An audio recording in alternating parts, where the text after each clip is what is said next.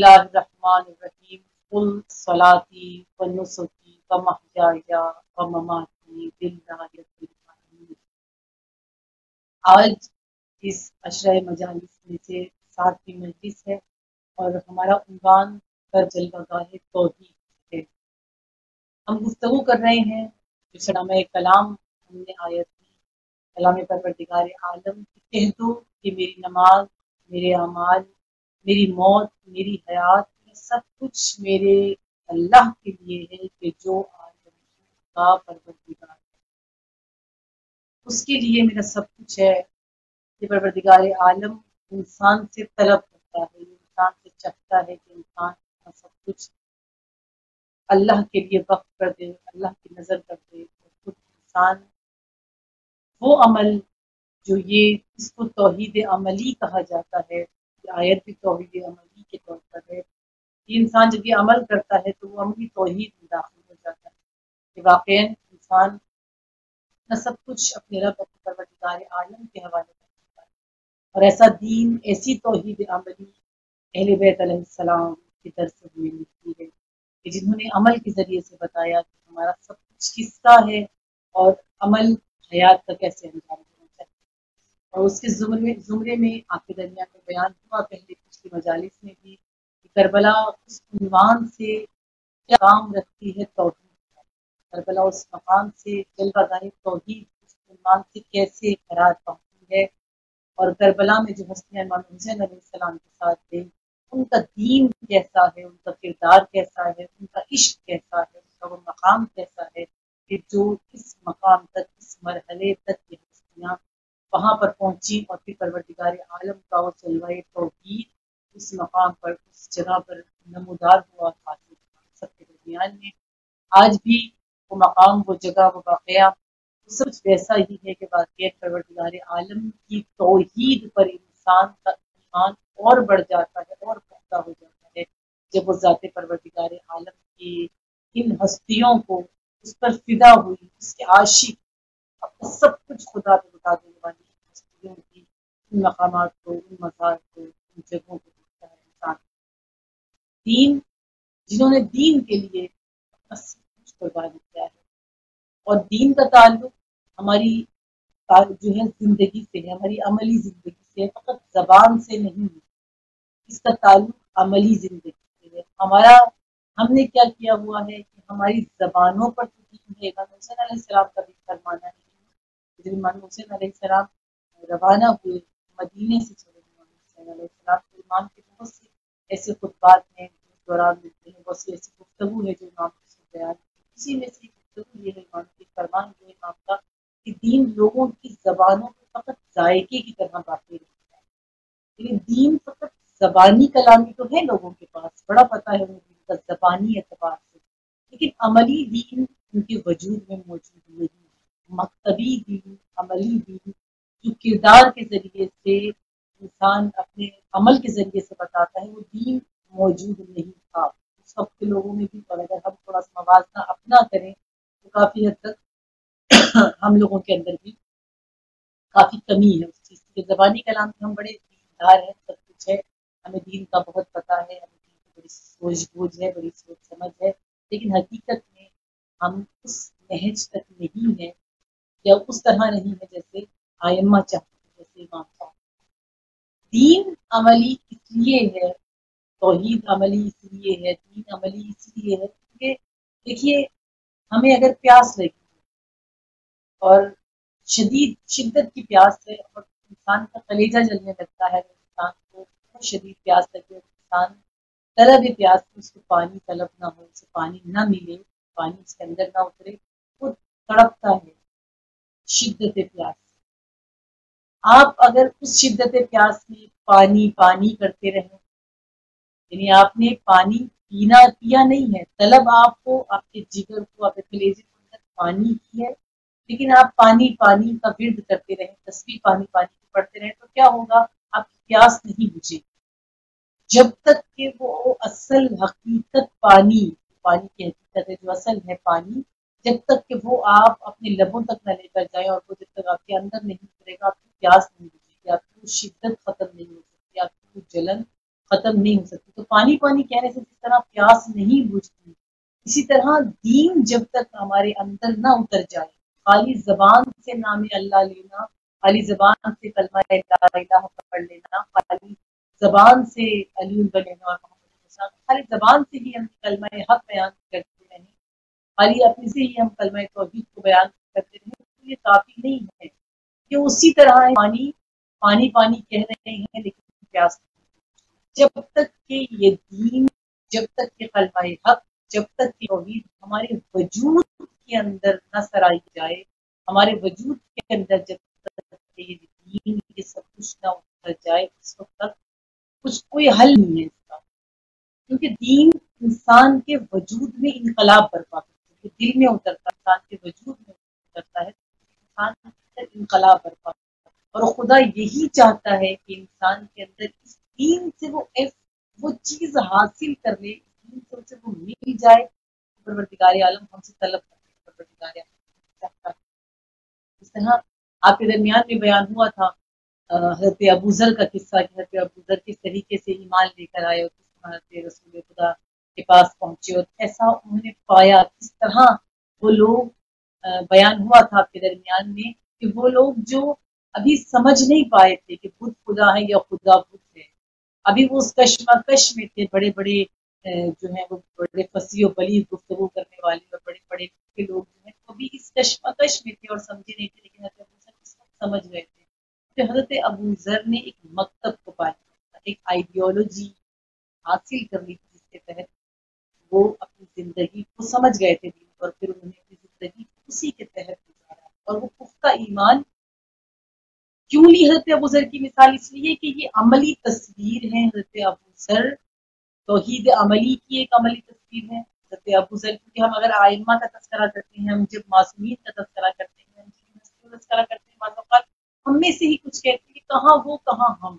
ان کا مقام نہیں چھو سکتے، ہم اس مقام تک نہیں پہنچ سکتے، ہم کہاں ہم ان کا مرتبہ، کہاں ہمارا مرتبہ. جبکہ ان کو پروردگار عالم نے اسوہ اسی لیے کرا،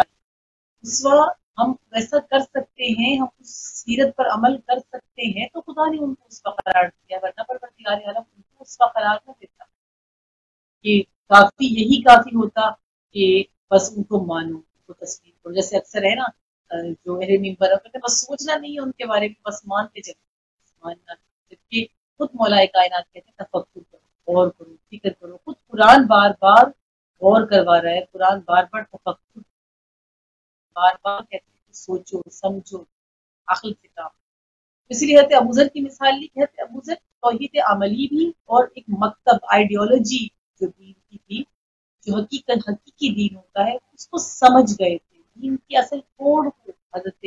ابوذر نے حاصل کیا تھا. اور اس کے بعد کیا عالم کیا تھا، کیا ہوتا ہے جب انسان کے دین جو ہے وہ فقط زبان پہ نہیں ہوتا بلکہ اس کے وجود میں عملی طور پر دین اترتا ہے، عمل کرنا شروع کر دیتا ہے انسان، دین عملی ہو جاتا ہے اس کے وجود کے اندر. اس کا انجام یہ ہوتا ہے کہ جب حضرت ابوذر کا عالم یہ تھا کہ وہ سچ بولتے، اس طرح سچا انسان،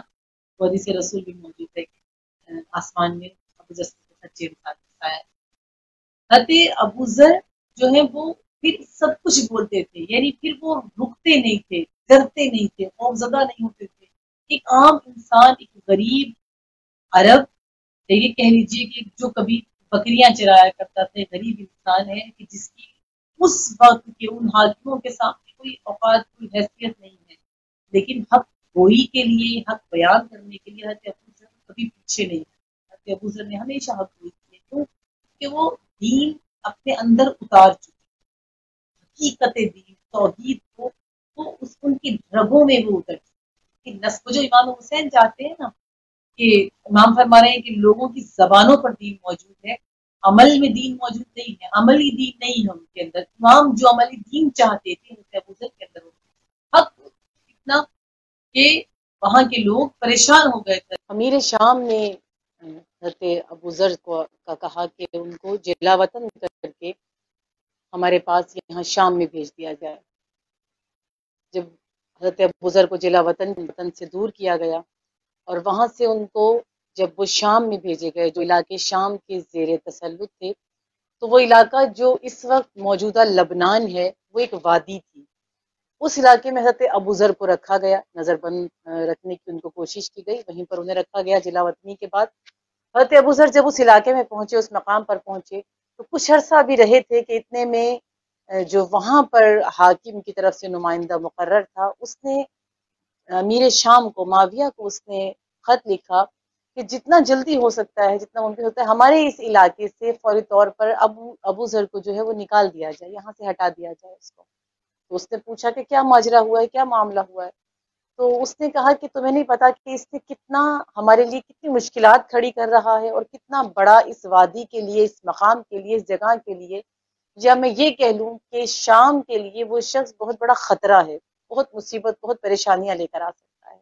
تو میری شام بڑا حیران ہوا کہ ایک معمولی سا شخص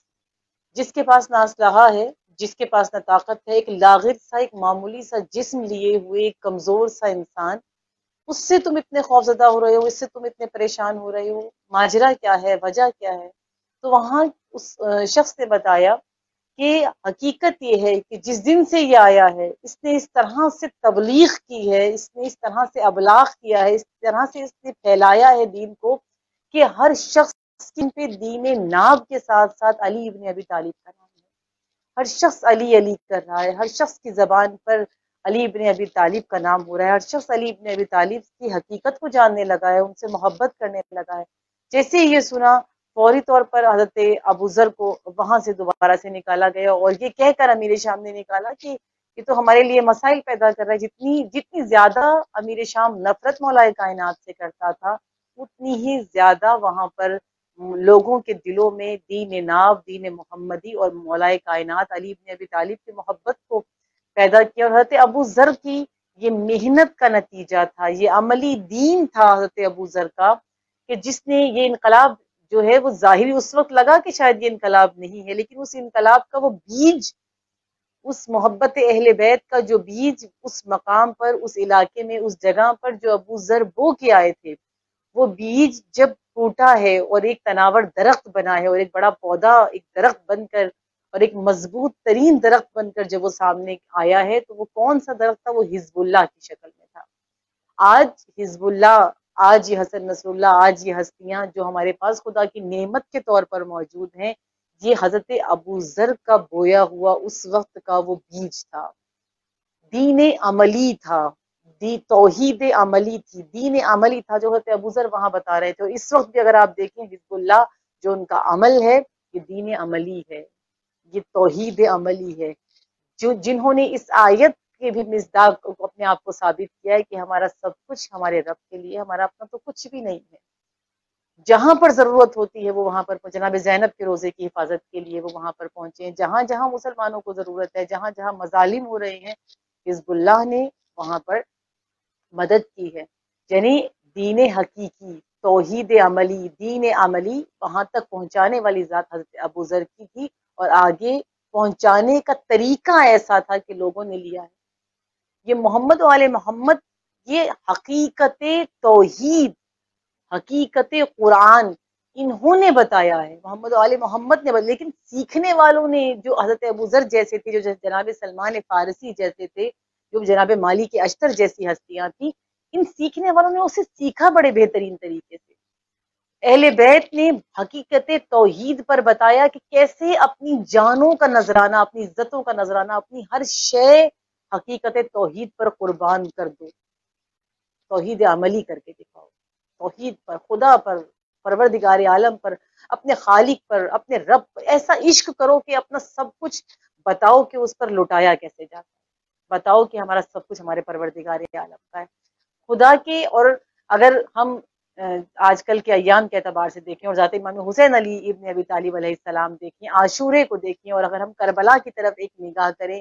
توحید عملی کی، دین عملی کے طور پر، اگر ہم اس کی طرف ایک نگاہ کریں تو یہ ایک حقیقت ہے کہ خدا کی توحید کے لیے تمام دلیلیں ناکافی ہیں،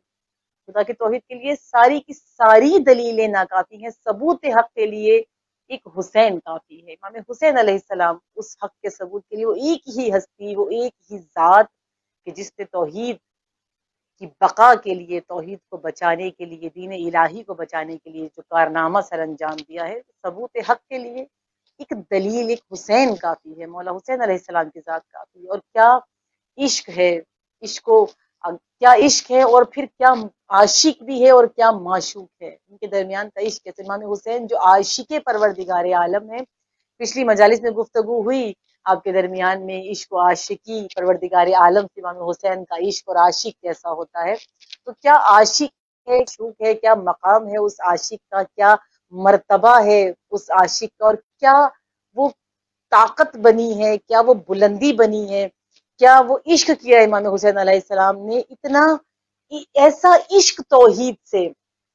یقین جان لیجئے کہ کبھی میں اکثر میں بچیوں سے کہتی ہوں، کیونکہ میں جوانوں کے لیے پڑھتی ہوں، میں اپنی نئی نسل اپنی بچیوں کے لیے پڑھتی ہوں، تو میں ان سے یہی کہتی ہوں کہ ایک مرتبہ ایک نگاہ کربلا پر ضرور ڈالیں، کربلا کی فضائل پر نگاہ ڈالیں، کربلا میں موجود ان ہستیوں نے جو کچھ کیا ہے اس پر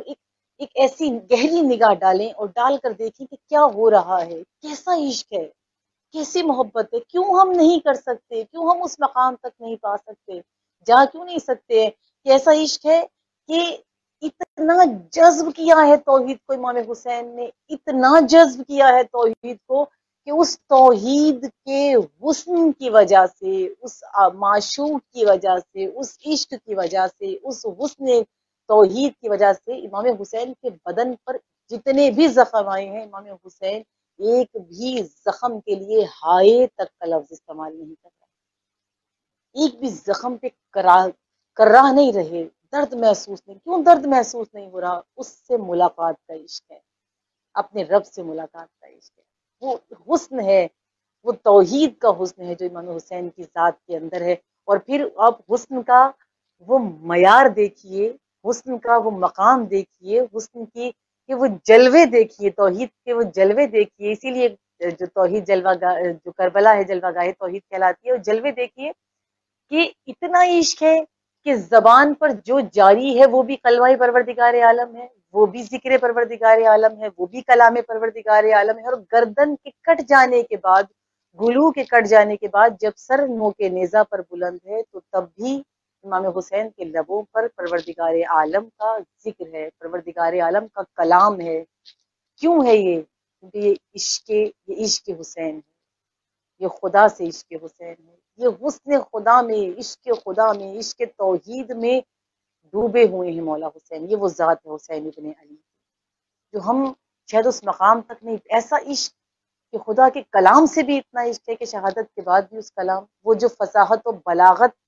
کی انتہا ہے، وہ جو صاحب نہج البلاغہ کے فرزند ہیں، وہ جو رسول اکرم کے فرزند ہیں، وہ جو خود فصیح و بلیغ گفتگو کرنے والے ہیں، وہ جب نو کے نیزہ پر بھی آئے تو کلام خدا کو پسند کر رہا ہے۔ توحید، یہ عشق ہے، یہ دین ہے، یہ توحید ہے۔ مکتب حسین میں آ کر پتہ چلتا ہے کہ توحید کہتے کس کو ہیں، کربلا میں آ کر پتہ چلتا ہے کہ توحید کہتے، کربلا میں آ کر وہاں پر اس مقام پہ جا کر وہاں پر پہنچ کر پتہ چلتا ہے کہ توحید عملی کیا ہوتی ہے، عشق الہی کیا ہوتا ہے، دین الہی پر عمل کرنا کیا ہوتا ہے۔ یہ جو مجالس ہیں، جو پیغام، یہ جو سب کچھ پہنچتا ہے، امام کا بھی فرمانا ہے کہ جب یہ واقعہ کربلا ہوا تو امام زین العابدین امام سید سجاد نے کچھ لوگوں کو بلایا اور بلا کر ان کو کربلا کا پیغام دیتے تھے، مکمل کربلا کو پہنچاتے تھے، کیونکہ جو مجالس شروع ہوئی ہیں، یہ جو ذکر حسین ابن علی ہے، جو گریہ الزاری ہم کرتے ہیں، یا پیغام حسین ابن علی یا پیغام کربلا ہم تک پہنچائے، یہ دو ہستیاں ہیں اس کو برپا کرنے والی اور اس کو ہم تک پہنچانے والی، ایک امام سید سجاد اور ایک جناب زینب سلام اللہ علیہ، یہ دو ہستیاں جنہوں نے اس پیغام کے حق کو ادا کیا اور ہمیں اور آپ کو سلیقہ بتایا، ہمیں طریقہ بتایا کہ عزا کا طریقہ کیا ہوتا ہے، عزاداری کا سلیقہ کیا ہوتا ہے، عزاداری حسین ابن علی کو جو برپا کرنا ہے تو وہ کس انداز سے اسے برپا کرنا ہے، بتانا کیسے ہے کہ امام حسین نے کیا کیا تھا، ہوا کیا تھا کربلا میں، کیا مقصد تھا امام حسین کا، کربلا برپا کیوں کی گئی تھی، یہ سب کچھ بتایا۔ امام سید سجاد نے بلایا کچھ لوگوں کو اور بلا کر امام نے کہا کہ دیکھو یہ پیغام کربلا ہے، یہ ہمارا پیغام ہے، اور یہ پیغام تم لوگوں نے منتقل کرنا ہے لوگوں میں آگے. مختلف علاقوں میں جاؤ، مختلف جگہوں پہ جاؤ اور ہمارے اس پیغام کو پہنچانا ہے لوگوں تک. اور پھر کیا فرمایا، لیکن یاد رکھنا یہ پیغام ہر ایرے غیرے کو نہیں دینا، یہ پیغام ہر کسی کو نہیں دے دینا. یہ میسج ہمارا یہ ہر کسی کے پاس منتقل نہیں ہو سکتا. یہ ہر کسی، ہم نے تم تک منتقل کیا، ہم نے تم تک ابلاغ کیا ہے. اب تمہارا فریضہ ہے کہ تم اس پیغام کو صرف اہل کو دینا، جو اس پیغام کے اہل ہیں، جو سمجھ سکتے ہیں اہل بیت کو، جو اس پیغام کو سمجھ سکتے ہیں، صرف ان کو ہمارے اس پیغام کو دینا. اور جناب زینب سلام اللہ کا کیا عمل تھا کہ بی بی نے وعدہ کیا تھا اپنے بھائی سے کہ بھیا میں آپ کو بچا تو نہیں سکی، میں آپ کی زندگی نہیں بچا سکی، میں آپ کو نہیں بچا سکی، لیکن اے بھائی میں آپ کو نہیں بچا سکی، لیکن یہ وعدہ ہے زینب کا کہ آپ کے پیغام کو پوری دنیا تک پہنچانا میرا کام، آپ کے پیغام کو پوری کائنات تک پہنچانا. اور جناب زینب نے اپنے اس وعدے کو وفا کیا ہے. اور پھر یہ ڈیوٹی لگائی ہے بالکل اپنے جد کی طرح امام سجاد نے. جیسے رسول اکرم نے جب غدیر خم میں مولا کائنات علی ابن ابی طالب کی ولایت کا اعلان کیا تھا، اپنے ولی کا بتایا تھا، ان کی مولائیت کا، ان کی ولایت کا، ان کی حکومت کا، حکومت الہی کا جب اعلان ہوا اور نظام الہی جب رسول اکرم نے بتایا، تو پھر جتنے لوگ سامنے تھے رسول اکرم کے، رسول اکرم نے سب کو کہا تھا کہ جو پیغام، جو میسج میں تمہیں دے رہا ہوں، جو ابلاغ کر رہا ہوں، تم اسے حفظ کر لو، تم اسے یاد کر لو، تم اسے لکھ لو. تم جہاں جہاں جاؤ گے ان سب کو تم نے یہ پیغام دینا ہے، ان سب کو تم نے بتانا ہے، ان سب کے پاس ابلاغ کرنا ہے. میں نے تم تک کیا ہے، تم نے آگے نسلوں تک کرنا ہے. اسی لیے بعض روایتوں کے مطابق تو باپ ضروری ہے کہ جو گھر کا ولی ہو وہ اپنی اولاد کو بیٹھ کر غدیر خم کا جو خطبہ ہے وہ بیان کرے. تم نے اب یہ رسول نے ڈیوٹی لگائی، یہی ڈیوٹی امام چہارم نے یہی ڈیوٹی لگائی ہے جو مجلس برپا کرتے ہیں، جو مجلس بیان کرتے ہیں، جو اہل منبر ہیں، ان کی ڈیوٹی لگائی کہ تمہارا فرض ہے، تم نے پیغام حسین ابن علی کو آگے پہنچانا ہے. لیکن کن تک؟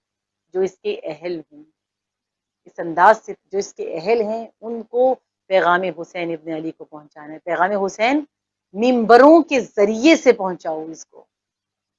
اور اب ہم کیا، ہمارے ہاں ایک جو رواج قائم ہوا ہے کہ کو توجہ نہیں کرتے اس چیز کے اوپر اور پسند نہیں کرتے ہیں کہ یہ کیا بات، صرف جو ہے وہ ہم صرف فضائلی مجلس میں، حقیقت میں یہی فضائل ہیں اہل بیت کے، یہی فضیلتیں ہیں ان کی کہ انہوں نے عشق توحید میں اپنی زندگی کو گزارا کیسے، حقیقت توحید کیا ہے انہوں نے اپنی حیات کے ذریعے سے بتایا کیسے ہے. کربلا میں پیغمبری امام حسین نے کیا کیا ہے؟ امام حسین نے کربلا میں پیغمبری کی ہے. امام سید سجاد نے کربلا سے لے کر اور واپس آنے کے بعد تک پیغمبری کی ہے، پیغام کو پہنچایا ہے. اور اس کے بعد ہمارا فریضہ بتایا کہ تم نے پوری دنیا تک اس کو پہنچانا ہے، تم سب پیغامبر ہو. اس پیغام کو جو تم نے لیا ہے اس کو تم نے پہنچانا ہے، اس کو تم نے پھیلانا ہے. آج اگر ہم اپنا معاشرہ دیکھیں، اپنا لوگ دیکھیں، ہمارا اس وقت کا جو یہ میڈیا ہے، یہ اس وقت کا اسلحہ ہے. آپ کے اور میرے پاس تو بہت بہترین یہ فرصت خدا نے ہمیں عطا کی ہے کہ اگر یہ اسلحہ ہماری رینج میں ہے، ہمارے پاس موجود ہے، تو پھر ہمیں اس کا استعمال بالکل ویسے آنا چاہیے جیسا کہ حق ہے. تو پیغام حسین ابن علی، توحید عملی، دین عملی ہمیں پہنچانا چاہیے جیسا کہ حق ہے، جیسے امام چاہتے ہیں، جیسے امام نے ہمیں پیغام دیا ہے. آج دنیا، ہماری خوش قسمتی ہے کہ دنیا سننا چاہتی ہے پیغام حسین ابن علی. آج دنیا کربلا سننا چاہتی ہے. آج کوئی یہ ضروری نہیں ہے کہ فلاں مسلک چاہتا ہے، فلاں مسلک نہیں چاہتا، نہیں. آج ہر مسلک چاہتا ہے کہ ہم کربلا کو سنیں. آج ہر مسلک کربلا کو پہچاننا چاہتا ہے، کربلا کو سننا چاہتا ہے، کربلا کو سمجھنا چاہتے ہیں. اب سنانے والا ہونا چاہیے. اس پیغام کو درک کرنے کے لیے ظرف موجود ہیں، ظرف چاہ رہا ہے کہ میرے پاس پیغام پہنچے. لیکن ہمارا فریضہ ہے کہ ہم اس پیغام کو، اہل منبر کا فریضہ ہے کہ ہم پیغام کو پہنچیں. عالمی پیغام ہے کربلا. جیسے علامہ اقبال نے کہا تھا نا کہ ہر کسی کی شخص جو ہے وہ اپنی مستی میں ہے. ہر شخص کسی کو گفتار کی، ملا کو، ان کا ایک شعر ہے جس کی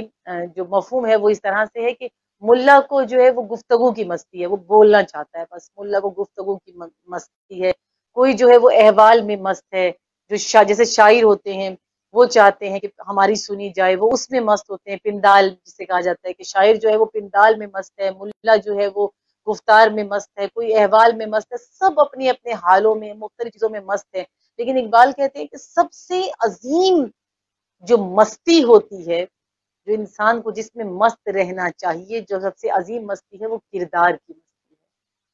وہ انسان کے کردار کی. اقبال کہہ رہے ہیں کہ کردار انسان کی مستی سب سے عظیم مستی ہوتی ہے. کیوں؟ کیونکہ کردار کی زبان کو کوئی روک نہیں سکتا، کردار کی زبان کو کوئی ٹوک نہیں سکتا، کردار کی زبان پر کوئی پابندیاں نہیں. آپ کی زبان پر پابندی لگ سکتی ہے، آپ جو پیغام زبان سے دے رہے ہوں ممکن ہے اس پر پابندی لگ جائے، آپ کی گفتار پر پابندی لگ سکتی ہے، آپ کے کردار پر کوئی پابندی نہیں لگا سکتا.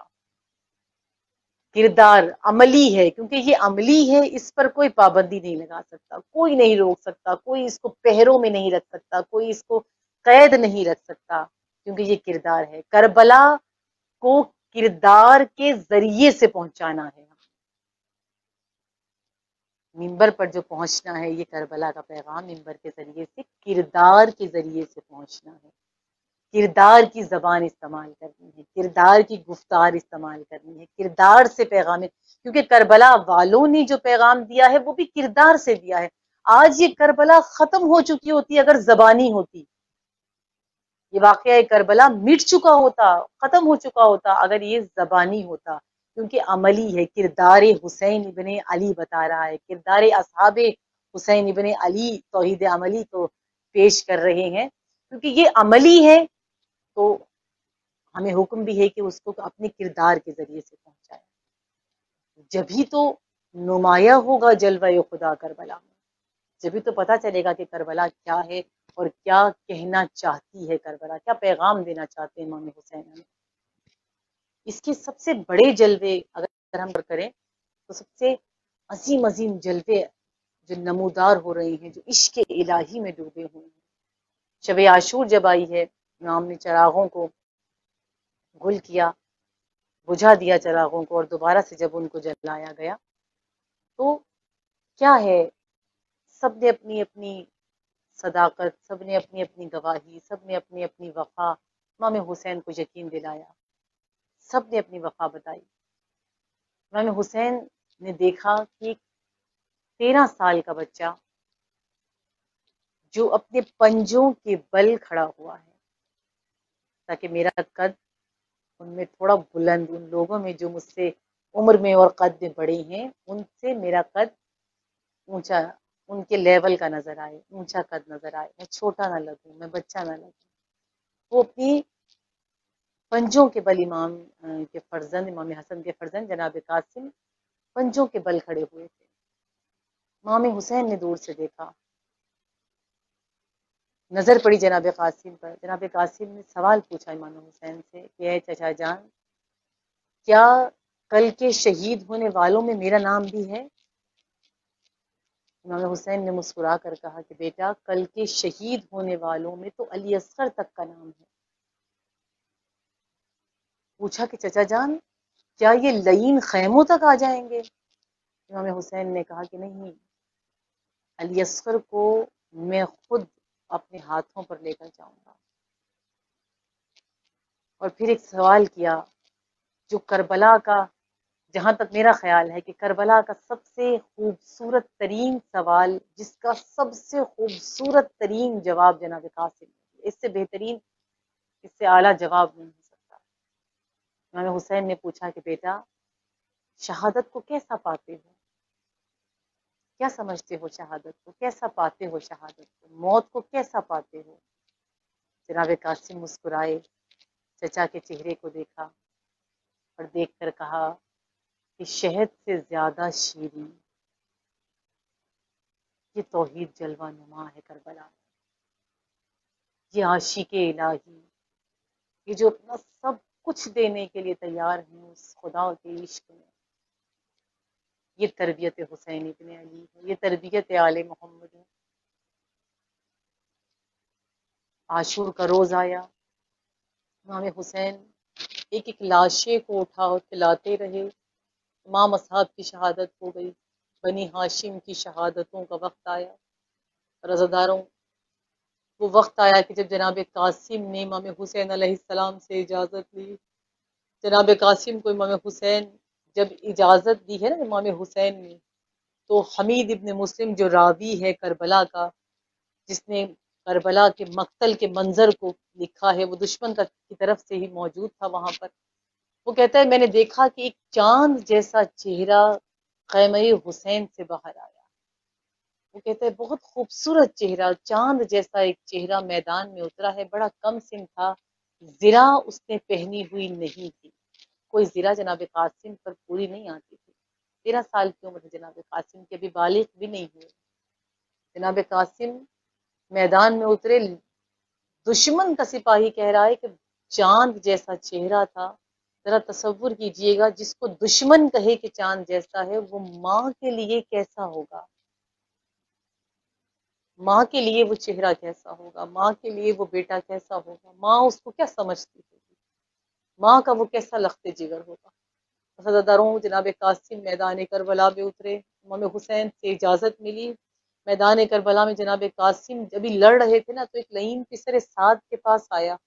اور پسر سعد سے آ کر کہتا ہے کہ اس جوان کو، اس بچے کو میں نے مارنا ہے، میں اسے قتل کروں گا۔ پسر سعد کہتا ہے کیا تو دیکھ نہیں رہا کہ اس کے چاروں طرف فوج نے گھیرا ڈالے ہوا ہے، بس کچھ لمحوں بعد وہ زین سے زمین پر آ جائے گا۔ لیکن کہتا ہے نہیں، لیکن پھر بھی مجھے اجازت دی جائے کہ میں اس کو قتل کروں۔ اس وقت پسر سعد پوچھتا ہے کہ کیوں تو اس کو قتل کرنے کا اتنا مضمر ہو رہا ہے، کیوں چاہتا ہے کہ میں ہی اس کو قتل کروں؟ تو وہ لعین کہتا ہے کیا تو دیکھ نہیں رہا کہ جتنے جوان آئے ہیں، جتنے لوگ آئے ہیں، ان میں سب سے خوبصورت چہرہ اس کا ہے، سب سے معصوم چہرہ اس کا ہے۔ کہتا ہے کہ تو دیکھ نہیں رہا، میں چاہتا ہوں جب میں اس کو قتل کروں تو اس کے سر کو یزید کے سامنے میں پیش کروں، اور میں یزید سے زیادہ پیسے لوں، میں یزید سے زیادہ رقم لوں، یہ کہہ کر زیادہ انعام وصول کروں، یہ کہہ کر کہ میں نے بنی ہاشم کے چاند جیسے بچے کو شہید کیا ہے، میں نے بنی ہاشم میں سب سے خوبصورت بچے کو شہید کیا ہے، میں نے اس کو قتل کیا ہے۔ عزاداروں، لعین نے جناب قاسم پہ جیسے ہی وار کرنا شروع کیے نا، ایک مرتبہ جناب قاسم زین سے زمین پر آئے، ادھر زین سے زمین پر آنا تھا، ایک آواز دی، اے چچا جان جلدی آئیے، اے چچا میری مدد کے لیے آئیے۔ جیسے امام حسین نے جناب قاسم کی آواز سنی، بھائی کی نشانی ہے، جناب امام حسین تیزی سے دوڑتے ہوئے میدان کربلا میں اتر رہے ہیں۔ جیسے ہی فوجوں نے دیکھا نا کہ امام حسین علیہ السلام آ رہے ہیں، تو دونوں فوجوں میں بھگدڑ مچ گئی۔ فوجوں میں جب بھگدڑ مچی تو دائیں گھوڑے بائیں طرف، بائیں گھوڑے دائیں طرف چلے گئے۔ امام حسین علیہ السلام جب لاش قاسم پہ پہنچے تو جناب قاسم کی لاش ٹکڑوں میں بکھر گئی تھی۔ رن میں بیوہ حسن کی پکاری، میرے قاسم کی آتی ہے مہندی، رن